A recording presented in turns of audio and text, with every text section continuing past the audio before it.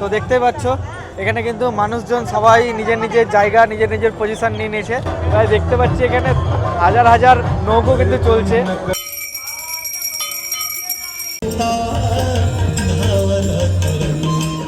Good morning বন্ধুরা, welcome to Banaras. তো বন্ধুরা ফাইনালি বানারস এসে পৌঁছে গেলাম, আর নতুন জায়গা আর নতুন কিছু অভিজ্ঞতা আজকে তোমাদের সাথে শেয়ার করতে যাচ্ছি। তো বেসিক্যালি বানারস আর বারাণসী নাম কিন্তু একটাই। তো এই মুহূর্তে আমরা আমাদের রুম বুক করলাম। তো তোমাদের এবার রুমের বিষয়টা বলে দিই। তো এই হচ্ছে আমাদের ডাবল বেড রুম। তার মধ্যে কি কি আছে দেখো, এখানে একটা ছোট টেবিল আছে, এখানে কমপ্লিমেন্টারি জল দিয়েছে আমাদেরকে, আর একটা সোফা আছে বসার জন্য, একটা আয়না আছে, আর এই পাশে আছে বাথরুম। আর বাইরেটা একটু দেখাই তোমাদের হোটেলের। তো এই হচ্ছে প্লেস, ঠিক আছে। তো সব মিলিয়ে আমাদের হোটেল ভাড়া পড়েছে মোটামুটি 1300 টাকা মতন। মানে এটা সিজনে, যদি সিজনে আসো তাহলে একটু বেশি, আর অফ সিজনে আসলে এই রুমই 800 থেকে 900 টাকার মধ্যে পেয়ে যাবে। এন্টারটেনমেন্টের জন্য এখানে আমাদের একটা টিভি দিয়েছে, কিন্তু টিভিটা চলে কিনা তাও জানি না। এখানে রিমোট আছে, টিভিটা একটু অন করি, হ্যাঁ টিভিও চলে গেছে।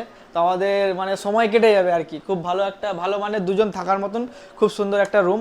তো যাই হোক, আমরা ফ্রেশ হয়ে নিই, দেন তোমাদের সাথে কথা হচ্ছে।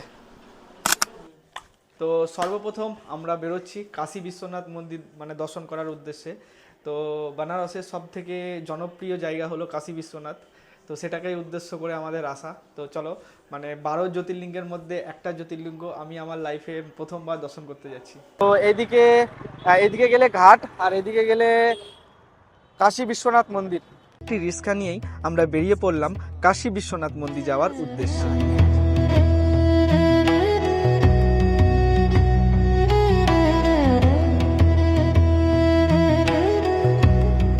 তো আমরা অবশেষে চলে আসলাম কাশী বিশ্বনাথ মন্দিরের একদম কাছে।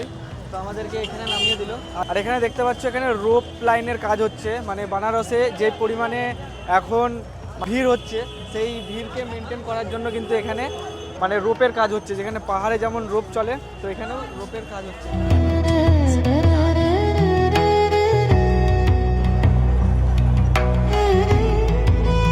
ঘুরে ঘুরে আমরা অবশেষে সেই গলি পেলাম। এই গলি ধরে যেতে হবে আমাদেরকে। কাশী বিশ্বনাথ মন্দিরে কিন্তু অনেকগুলো গেট রয়েছে, আর কত নম্বর গেট সেটা আগে জেনে রাখা খুবই দরকার, নইলে অকারণে ঘুরতে হতে পারে। তো গলি গলিও ঘুরছি আমরা, মানে অনেকটা বৃন্দাবনের মতন ফিল পাচ্ছি এখানেও।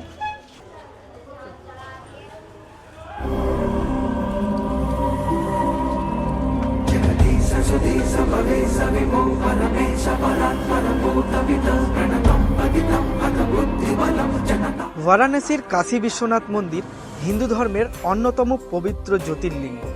বিশ্বাস করা হয় এখানে বাবা মহাদেব নিজেই অধিষ্ঠান করেন। মন্দিরে ঢোকার আগে মোবাইল, ব্যাগ, ক্যামেরা জমা রাখতে হয়।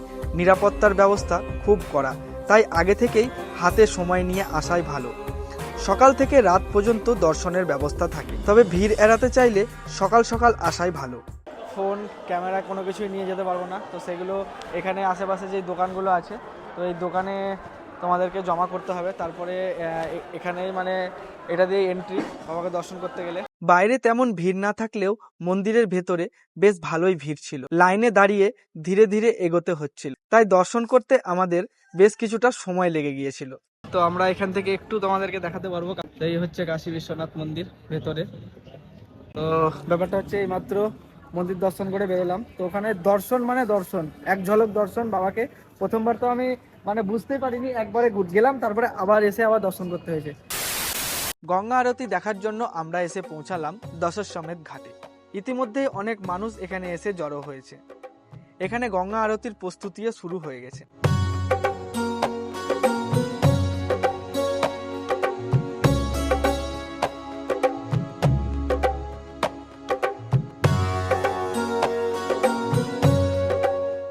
এখন সময় 5:30। তো দেখতেই পাচ্ছ এখানে কিন্তু মানুষজন সবাই নিজের নিজের জায়গা নিজের নিজের পজিশন নিয়ে নিয়েছে। আর কিছুক্ষণের মধ্যে এই জায়গাটা সম্পূর্ণ মানে মানুষে ভর্তি হয়ে যাবে। তো শুরু হতে চলেছে বিশেষ গঙ্গা আরতি। তো আমরা এখন দর্শন করব। তো দেখতে পাচ্ছ, তো এখানেই রয়েছে অনেকগুলো বোট, যারা বোর্ডে করে গঙ্গা আরতি মানে দর্শন করবে। তো তারা এখান থেকে টিকিট কেটে দেন এই বোটগুলোতে করে সম্পূর্ণ ঘাটগুলো দর্শন করতে পারো। সম্পূর্ণ ঘাট এখান থেকে দর্শন, এখানে প্রায় আজকে প্রায় দেখতে পাচ্ছি এখানে অনেক অনেক নৌকো বোট এখানে চলছে। তো তোমরা চাইলে এই নৌকো বোটে করে সম্পূর্ণ ঘাটগুলো একে একে দর্শন করতে পারো। एक ही नाम, जय श्री राम, जय श्री राम। एक ही नारा, एक ही नाम, जय श्री राम, जय श्री राम। काशी के प्राचीन दशाश्वमेध घाट पे उपस्थित सभी भक्त श्रद्धालु और अतिथियों को गंगोत्री सेवा समिति हार्दिक स्वागत, अभिनंदन एवं वंदन करते हैं। এই ঘাটের নামের মধ্যেই লুকিয়ে আছে তার ইতিহাস। 10 মানে 10টি, আর অশ্বমেধ মানে হলো অশ্বমেধ যজ্ঞ। পুরাণ মতে ভগবান ব্রহ্মা এখানে 10 বার অশ্বমেধ যজ্ঞ করেছিলেন, সে থেকেই নাম হয়েছে দশাশ্বমেধ ঘাট। আজ বারাণসীর অনেক ঘাটেই গঙ্গা আরতি হয়, কিন্তু প্রথম গঙ্গা আরতির সূচনা হয়েছিল এই ঘাট থেকে, তাই এই জায়গাটার মাহাত্ম্য আলাদা। नमः पार्वती पते हर हर महादेव, जय श्री राम।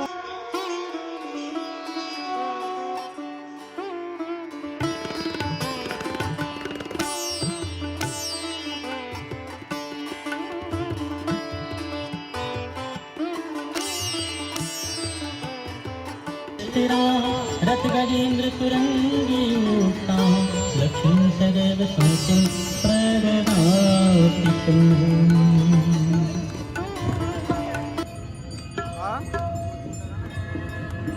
ओम श्री गंगा देवी नमो नमः।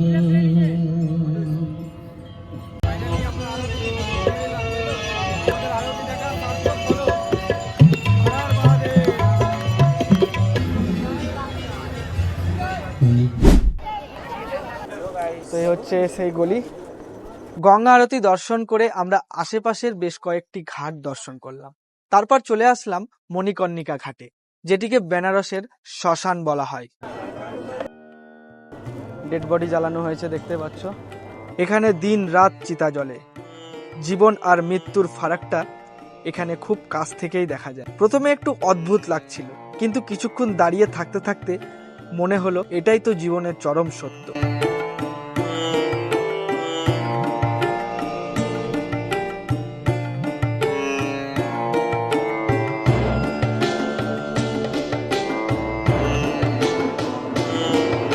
মণিকর্ণিকা ঘাট সেই বিখ্যাত শ্মশান বেনারসের, তো সেটা সাক্ষাৎ দর্শন করছি আমরা এখন। মণিকর্ণিকা ঘাটের সেই শ্মশান, তো দেখতে পাচ্ছ এখানে কতগুলো একসাথে বডি জ্বালানো হয়েছে, আর এখানে রয়েছে সেই বডি জ্বালানোর সব কাঠ। এখানে কিন্তু কাঠেই মানে বডি জ্বালানো হচ্ছে আর কি।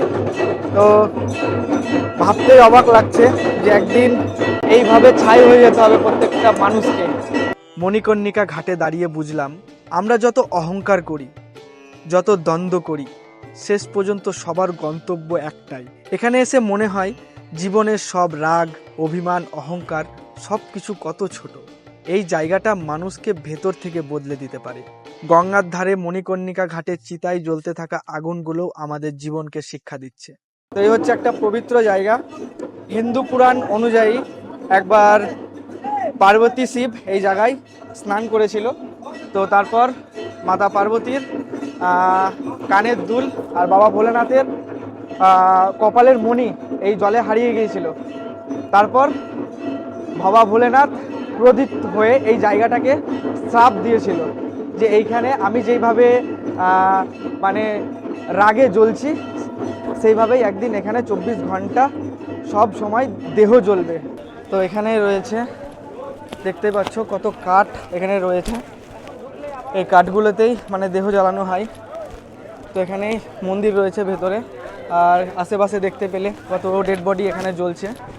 তো একটা কথাই বলবো, যদি সত্য জানতে চাও তাহলে অবশ্যই একবার বেনারস এসে মণিকর্ণিকা ঘাটে আসো, তারপরে এই জায়গার দৃশ্যটা নিজের চোখে দেখো। তো এখানে শুধুই রাম নাম সত্য হ্যায়, তাছাড়া কিছুই নাই। তো আমরা দর্শন করলাম এই জায়গাটা, এই ঘাটটা দর্শন করলাম। হাজার হাজার এখানে দেহ প্রত্যেক দিন পুড়ছে চিতার আগুনে। এখানে না কেউ ছোট না কেউ বড়, সবাই কিন্তু সমান স্তরে সমান জায়গায় এসে একইভাবে একই প্রসেসে সবাই জ্বলছে। একদিন আমার এই দেহটাও এইভাবেই ছাই হয়ে যাবে। তো সত্যি এই জায়গাটার একটা অনুভূতি আলাদা লেভেলেরই, সবাইকে এটা উপভোগ করা উচিত, সবার জানা উচিত এই বিষয়ে। তো যাই হোক, মন খারাপ করার কিছু নাই, এই জায়গাটাই এরকম, একটা পবিত্র জায়গা, এখানে ভয়ের কিছু নেই। অবশ্যই এখানে এসে সবাই একবার দর্শন করে নিও। তো আমরা এখন এখান থেকে বেরিয়ে যাচ্ছি, তারপরে হাতে যদি সময় থাকে তাহলে আর কিছু ঘাট আমরা দর্শন করার চেষ্টা করব। তো চলো বাইরে বেরোনো যাক। হর হর মহাদেব।